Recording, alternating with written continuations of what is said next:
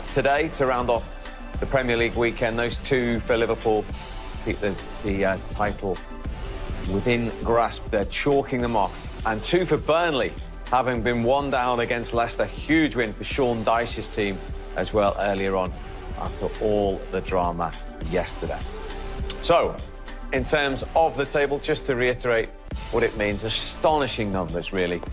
22 games in, 21 wins from those 22 games now for Liverpool. Of course, United were the only team to take points off them earlier in the season. They couldn't do it today. So 64 points for Jurgen Klopp's side, 16 clear of Manchester City. And as I say, they still have the game in hand. Manchester United just about within touch of the Champions League, 5 points off Chelsea, who, of course, they still have to play in the Premier League away from home.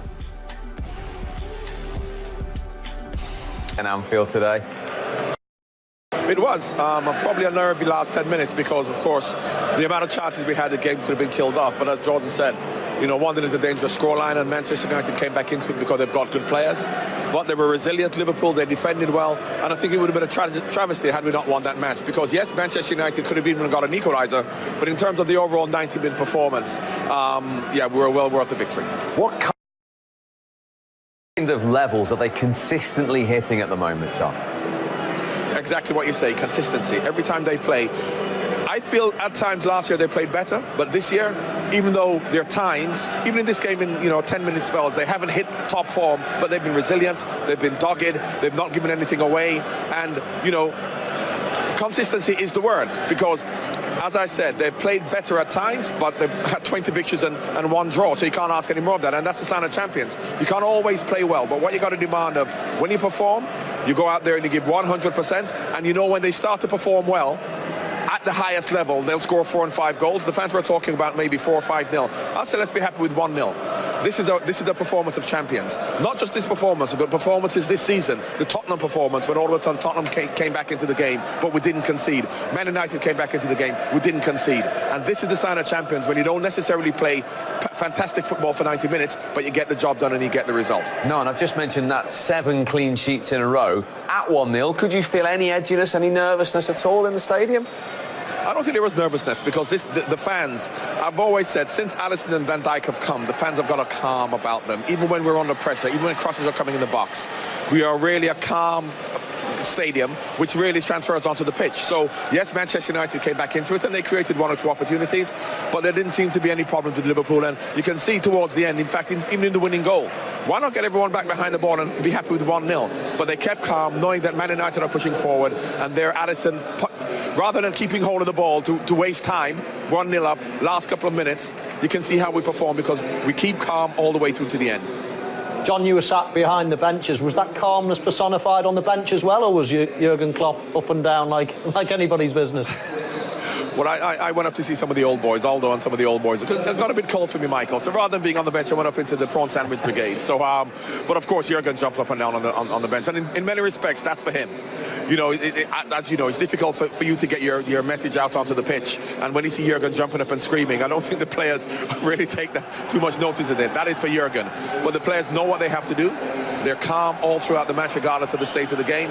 So it was just a fantastic performance, and as I said, a well-worthy victory. And to think they've beaten every team in the Premier League already this season is astonishing at this stage, isn't it?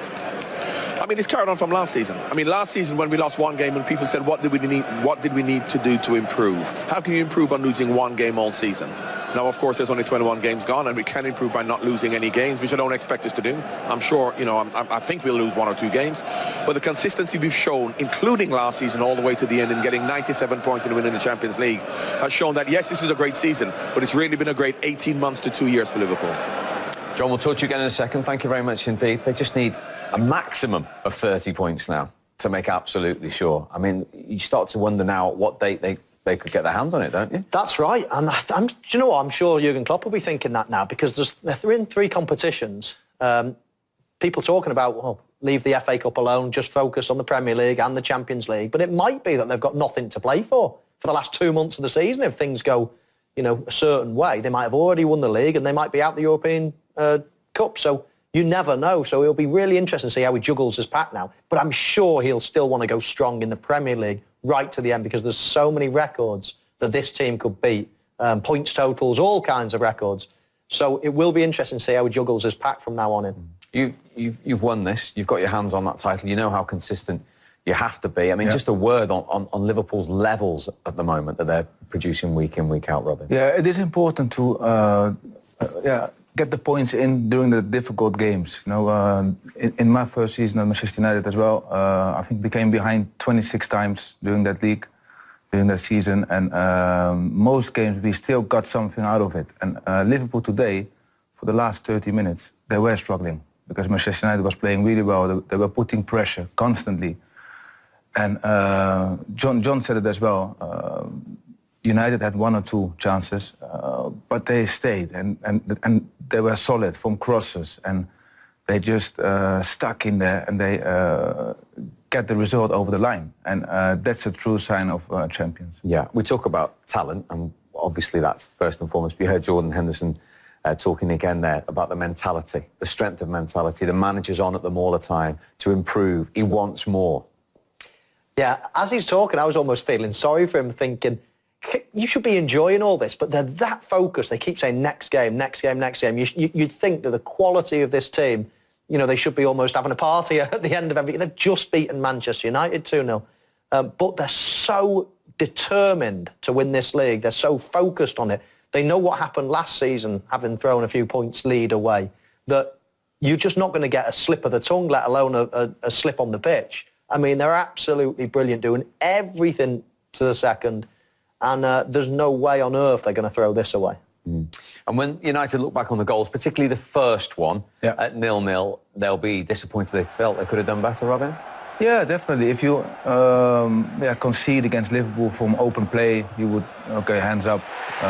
It can happen with so many great players. But from a corner, in such easy way, you know, I really do think, but I'm not the coach, you know, I really do think that they should change their policy with defending corners, because here Virgil has a free run-up, you know, no one is really covering him. I think against the big guys you have to put big guys against it, you know, and let them battle it out. If it, I do think that you have a bigger chance if you compete that way instead of zonal. He did so well, didn't he? There. He just held Maguire down, Gomez, and just enough for the referee not to give a foul. But I've got no doubts whatsoever, if Gomez didn't hold Maguire down, he would have been challenging Virgil van Dijk and it wouldn't have been a goal. He's a brilliant header of the ball himself, is Maguire. So he just did enough to alter the course of play there. And of course, you don't need to give Virgil van Dijk a second chance. Now, you both said to me before the game, Mo Salah, for instance, hadn't scored against Manchester United. That would be playing on his mind. He can put that one to bed now. You could see what it meant to him, couldn't you? Yeah, because he just made a comment about it, that it was in his head, something like that, during half-time. You strikers, you know what he it's will like. be very relieved, you know, by getting that goal. Yeah, I mean, he missed a really good chance earlier on, didn't he, in this second half. But what a pass from Alisson, by the way. But yeah, Brilliant pass. Goalkeepers don't get too many assists, but he can definitely lay claim to that one. A brilliant ball. And, you know, I was talking to him just before this game, as we know, at Melwood earlier in the week. And he was asking me a few questions about being in the gym and what I used to do. And he was quite surprised at the lack of time that we used to spend in the gym back in the day, because he says he basically lives in the gym. And the strength of him there, you know, Daniel James is running alongside him the whole way and he's keeping him at arm's length. He's so strong and in control of the ball. I mean, it was a fabulous goal. And you can see what it meant to Jurgen Klopp. It is the team to beat Manchester United. You know what it's like as a Liverpool player in that fixture. Forget the context of the story of this season. That isolated fixture when that whistle goes. Yeah, I mean, just everything at the moment at Liverpool is perfect. I'm watching the fans walking out of the stadium, and then I'm just having a little moment and thinking, you know, this is like once in a lifetime type of stuff. Okay, it might last 3 years, it might last 5 years, whatever it might be, but you just don't see your team in your life really playing at this level, being so dominant, being so good, going to Anfield and being so confident they're going to beat teams like Manchester United, like Manchester City, like Chelsea, all these great teams.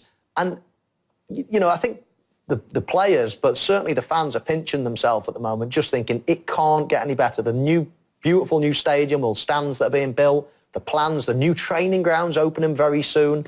You know, there's players that you can relate to that have come through the academy. There's world-class talent all over the place. It just doesn't happen.